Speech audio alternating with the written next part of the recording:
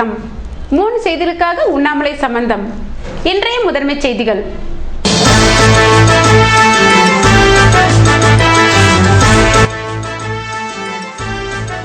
காங்கிரஸ் நிர்வாகிகள் கூட்ட மண்டபத்திற்குள் செல்ல கருவடிக்குப்பத்தினருக்கு அனுமதி மறுப்பு. நாராயணசாமிக்கு எதிரான கோஷத்தால் பரபரப்பு.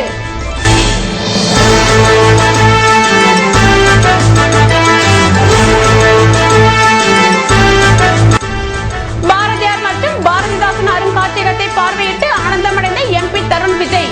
125வது ஆண்டு விழா குறித்து கோரிக்கை மனு.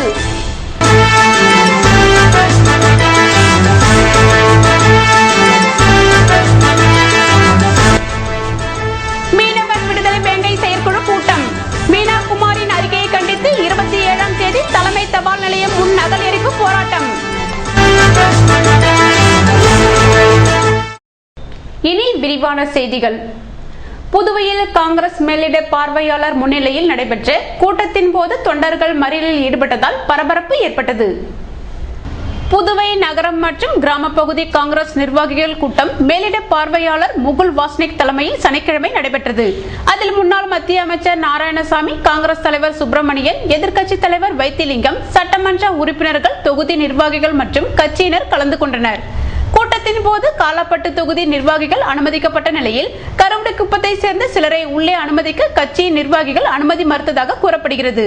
இதனால் ஆத்திரமடைந்த கருவடிக்குப்பத்தை சேர்ந்த காங்கிரஸ் தொண்டர்கள் திடீர் மறியலில் ஈடுபட்டனர். இதனால் அங்கு பரபரப்பு ஏற்பட்டது. அந்நேரத்தில் கூட்டத்தில் பங்கேற்றுவிட்டு வெளியே வந்த நாராயணசாமி காரை முற்றுகையிட்டு கோஷங்கள் எழுப்பினர். பாரதிதாசனின் 125வது பிறந்த நாளை தேசிய அளவில் கொண்டாட நடவடிக்கை எடுக்கும்படி எம்பி தருண் விஜயிடம் பாரதிதாசன் அறக்கட்டளை நிர்வாகிகள் கோரிக்கை விடுத்துள்ளனர். புதுச்சேரிக்கு வருகை தந்த நாடாளுமன்ற உறுப்பினர் தருண் விஜயை பாரதிதாசன் வாழ்ந்த இல்லமான அரசு அருங்காட்சியகத்தை பார்வையிட வருமாறு பாரதி அழைப்பு விடுத்தார். அதனை ஏற்றுக்கொண்ட தருண் விஜய் பெருமாள் கோவில் தெருவில் உள்ள பாரதிதாசன் அருங்காட்சியகத்தை பார்வையிட்டார். அங்குள்ள பாவேந்தர் பாரதிதாசன் சிலைக்கும் மகாகவி பாரதியார் படத்திற்கும் மாலை அணிவித்து மலர் தூவி மரியாதை செலுத்தினார். அங்குள்ள பாரதிதாசன் தொடர்பான படங்கள், ஆவணங்கள், பொருள்கள், பாரத மாதா பொம்மை, பாரதிதாசன் பெற்ற சாகித்ய அகாடமி விருது உள்ளிட்டவற்றை ஆவலுடன் பார்வையிட்டு விவரம் கேட்டறிந்தார். அவரை வரவேற்ற பாரதிதாசன் அறக்கட்டளை தலைவரும் பாரதிதாசன் பேரனுமான பாரதி, சிறப்பு தலைவரும் பாரதிதாசன் மகனுமான மன்னர் மன்னன் பொங்கல் கொண்டாட்டத்தை முன்னிட்டு அவருக்கு பட்டு வேட்டி, அங்கவஸ்திரம், கரும்பு, கனி வகைகளை வழங்கி பொங்கல் வாழ்த்தினை தெரிவித்தனர்.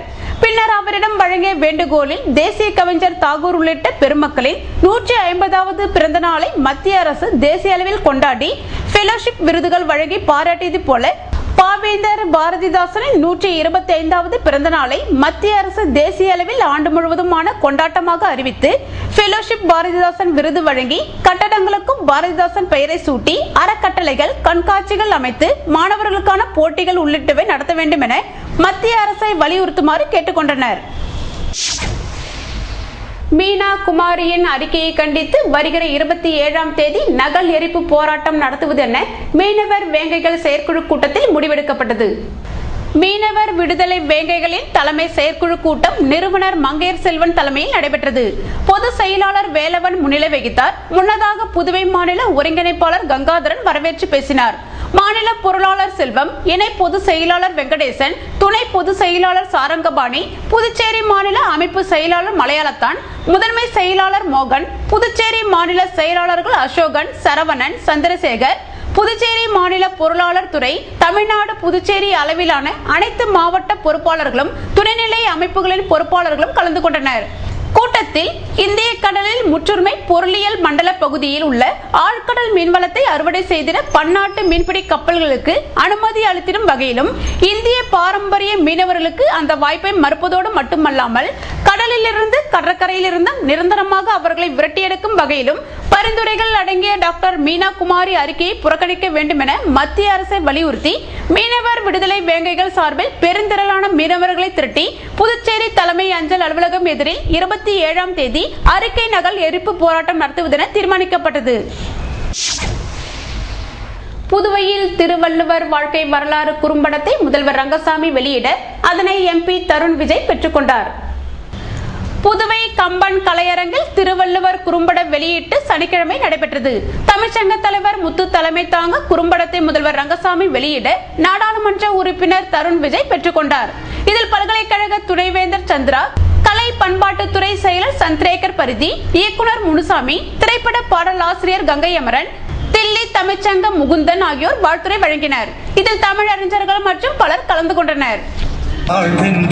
கல்வியே வேற்றுமை களையும் என்றான், நிலையாமை உலகின் செல்வம் தான், நிலைப்பதன் நல்வினை ஈதல் என்றான். மானத்தை மாமன்னா, நீங்கள் 17 பெற்று பெருவாழ்வு வாழ்க வாழ்க.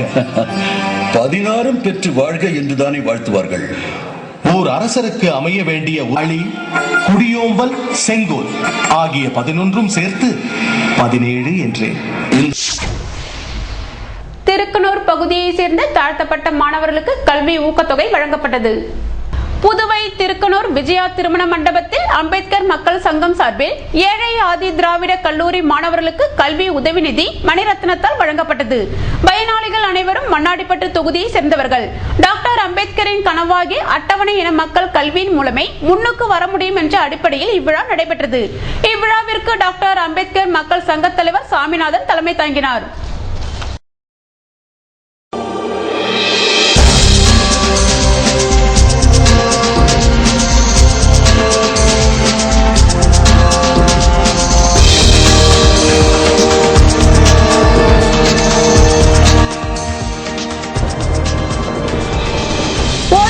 பகுதியில் 144 தடை உத்தரவு அமல்.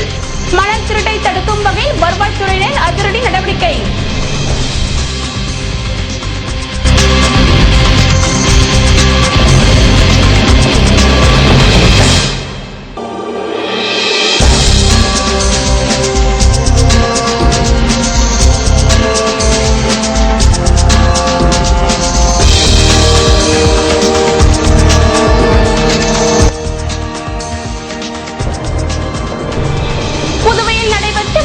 கூட்டத்தில் கரும்பு டன்னுக்கு 2700 ரூபாய் விலை நிர்ணயம். முதல்வர் ரங்கசாமியின் அறிவிப்பை ஏற்க மறுப்பு. விவரம் விளம்பர இடைவெளிக்கு பிறகு.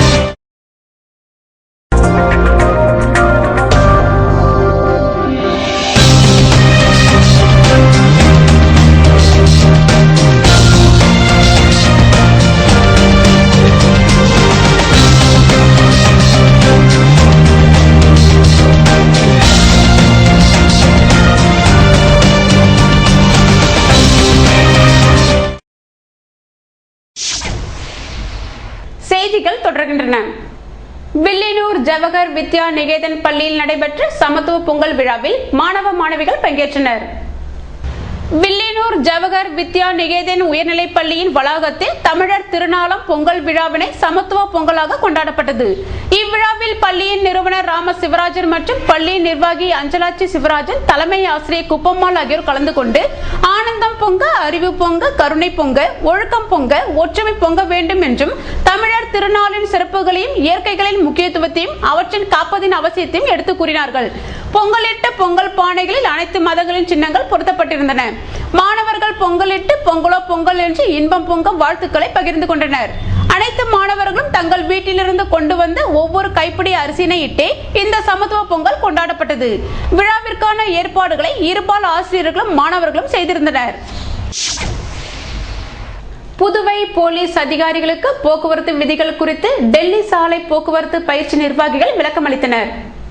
மத்திய அரசின் சாலை போக்குவரத்து மற்றும் தேசிய நெடுஞ்சாலைத்துறை அமைச்சக கட்டுப்பாட்டில் டெல்லியை தலைமையிடமாக கொண்டு இயங்கும் சாலை போக்குவரத்து பயிற்சி நிலையம் அகில இந்திய அளவில் 30 நகரங்களை தேர்வு செய்து சாலை விபத்துக்களை குறைக்க போலீஸ் அதிகாரிகள் மற்றும் வாகன ஓட்டுநர்களுக்கு சாலை பாதுகாப்பு விழிப்புணர்வு குறித்த பயிற்சியை நடத்தி வருகிறது.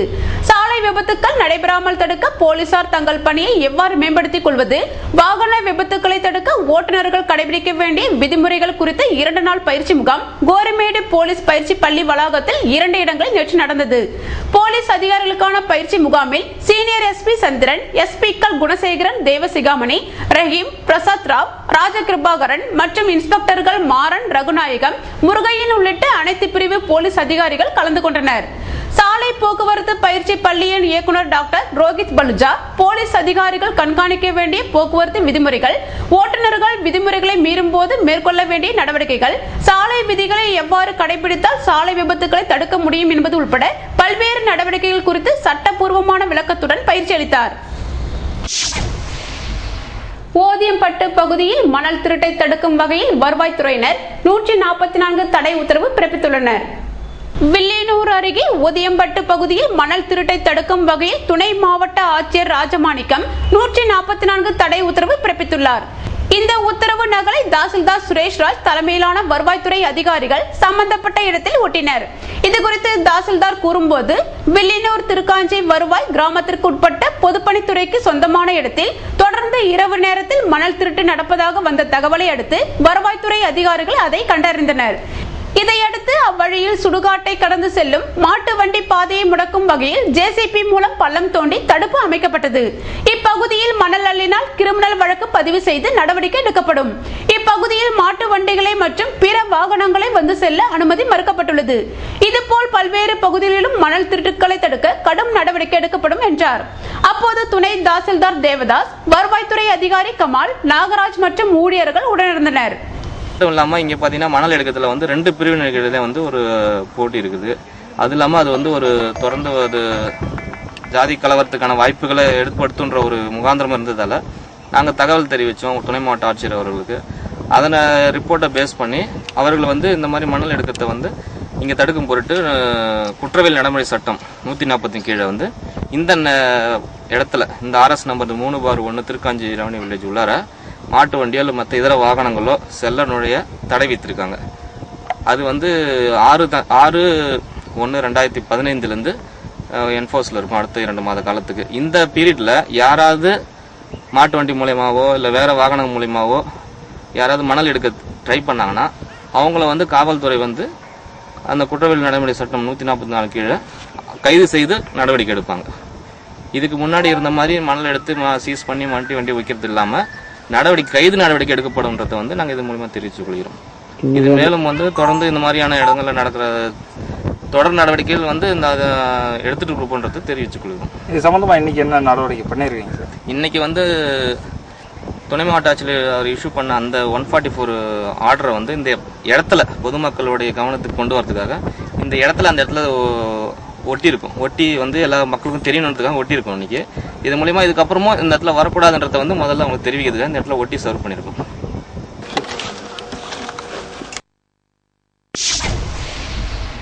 புதுவையில் நடைபெற்ற முத்தரப்பு கூட்டத்தில் கரும்பு டன் ஒன்றுக்கு 2700 ரூபாய் நிர்ணயிக்கப்பட்டது. இதனை கரும்பு விவசாயிகள் ஏற்க மறுத்துள்ளனர்.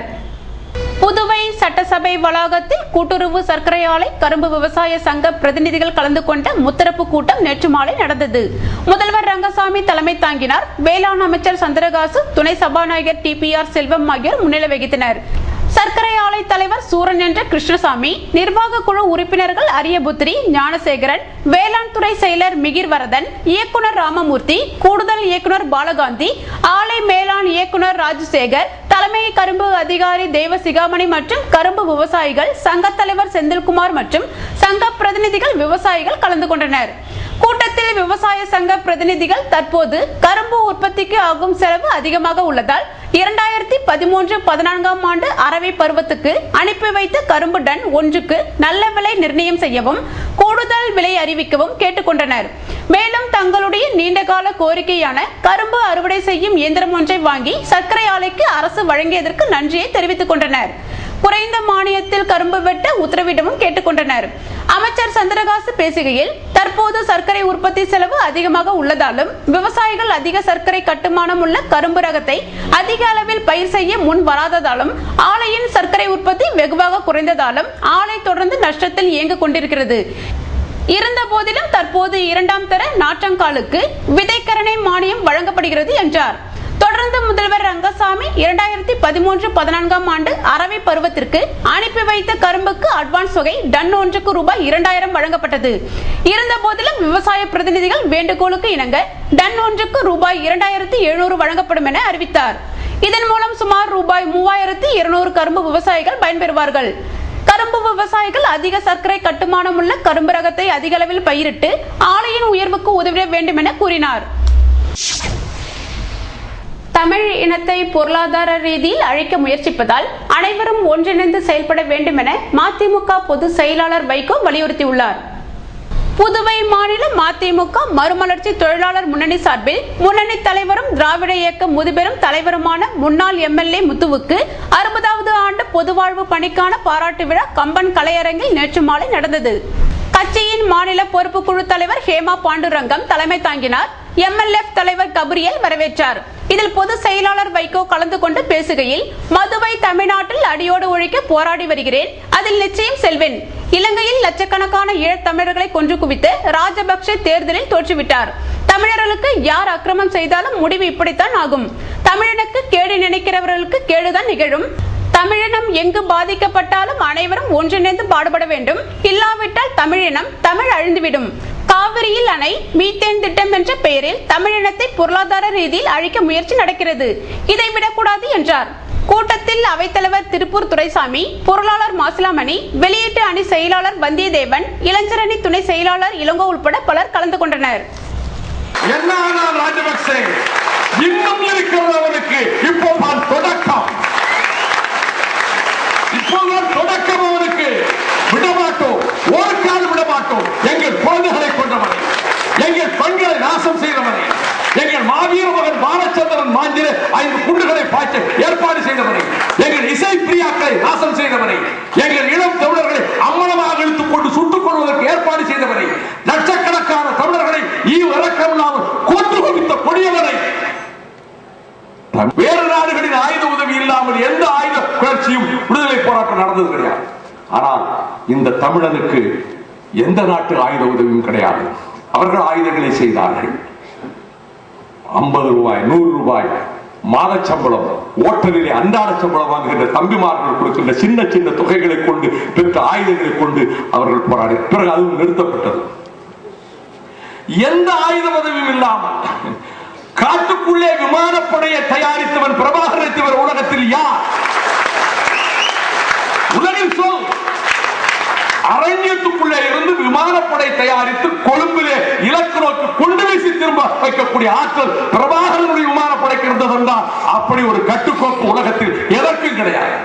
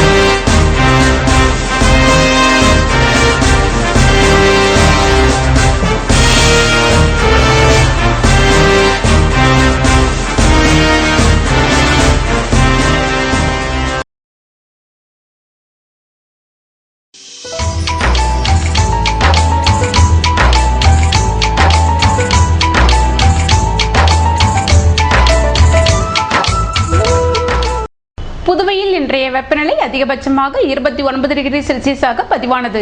நாளை வானிலை 30 டிகிரி செல்சியஸாக காணப்படுவதுடன் இரவில் பனி பெய்ய வாய்ப்பிருப்பதாக வானிலை மையம் தெரிவித்துள்ளது. புதுவை கடற்கரையிலிருந்து சுமார் 50 கிலோமீட்டர் தூரம் வரை இன்று 3 அடியாக காணப்பட்ட கடலலை உயரம் நாளை 2 அடியாக காணப்படும் என்றும், தென்மேற்கு திசையிலிருந்து 21 கிலோமீட்டர் வேகத்தில் பலத்த காற்று வீசும் என்று சென்னை வானிலை மையம் தெரிவித்துள்ளது.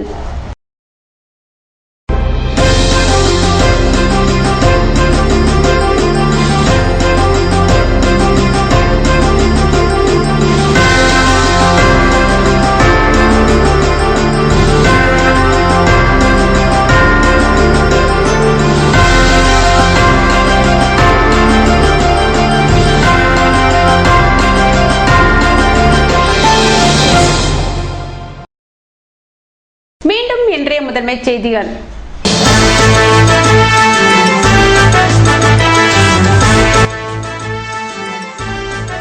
காங்கிரஸ் நிர்வாகிகள் கூட்ட மண்டபத்திற்குள் செல்ல கருவடி குப்பத்தினருக்கு அனுமதி மறுப்பு.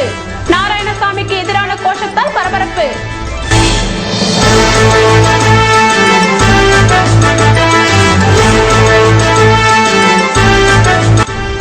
பாரதியார் மற்றும் பாரதிதாசன் அருங்காட்சியகத்தை பார்வையிட்டு ஆனந்தமடைந்த எம்பி தருண் விஜய். 125வது ஆண்டு விழா குறித்து கோரிக்கை மனு.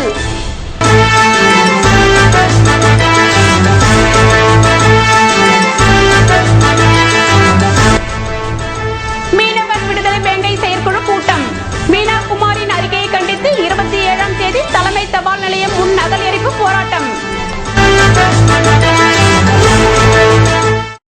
இத்துடன் செய்திகள் நிறைவடைந்தன. வணக்கம்.